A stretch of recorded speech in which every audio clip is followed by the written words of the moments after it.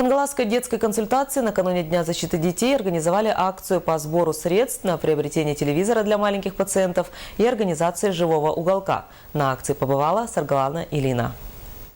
Детская консультация работает в новом здании с 2008 года. Здесь прием ведут 3 участковых педиатра, районный педиатр, детский невропатолог, стоматолог и другие врачи.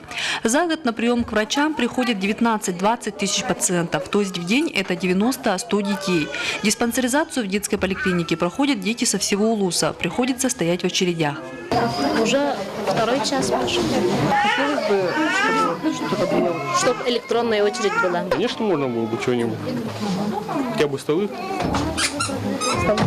Ну, порисовать или еще что-нибудь занять. А в живом с рыбками, попугайчиками, если аллергия есть. Также и во время сезонных вспышек респираторных заболеваний наблюдаются очереди в коридорах детской больницы. Цель сегодняшней акции – собрать средства на приобретение телевизора, чтобы дети могли смотреть мультфильмы. А родителям можно будет показывать ролики по воспитанию, уходу за ребенком, массажу для младенцев. Также в коридоре пустует аквариум. Можно было бы организовать живой уголок, и детям не так скучно было бы сидеть в очередях.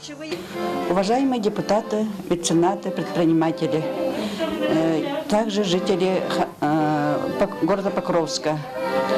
Ко дню 1 июня, День защиты детей, мы хотим сделать подарок детям. Во время вспышки респираторных заболеваний детей очень бывает много. Они в очереди не могут сидеть, долго ждать, не как взрослые, наши непоседы. И их надо как-то отвлечь, развлекать. Родителям очень трудно с ними справиться. Поэтому мы хотим приобрести телевизор. Воспитанники музыкальной школы посетили больницу в этот день в новом качестве. Маленькие артисты продемонстрировали присутствующие музыкальные номера. Инициатива родителей не заставила себя ждать. Они вызвались помочь в сборе средств.